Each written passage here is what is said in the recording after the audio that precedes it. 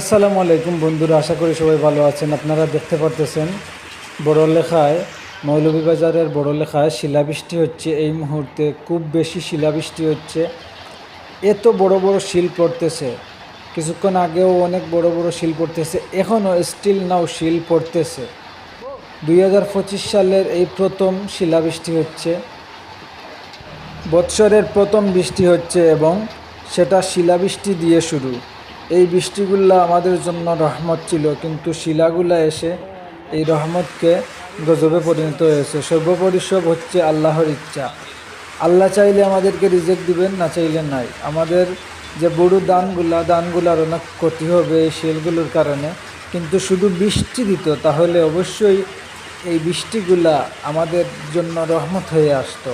আমাদের দানগুলা দীর্ঘ করার কারণে সবগুলা দান মরে যাওয়ার আশঙ্কা। অনেক দান জমিতে, অনেক দানগুলা মরে গেছে শুধু খরার কারণে, পানি দেওয়ার কোনো সুযোগ নেই।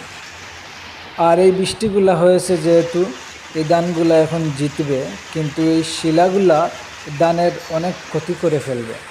তো যাই হোক, শিল দেওয়া তো এগুলো আমাদের হাতে নেই, এগুলা সবই আল্লাহর ইচ্ছা। আল্লাহ যদি চান আমাদের রিজেক্ট দিবেন, না চাইলে দিবেন না। আপনারা দেখতে পারতেছেন, এই যে দেখেন কিভাবে শিল পড়তেছে, শিলগুলার জোর তুফান, শিলের জোর বয়ে যাচ্ছে।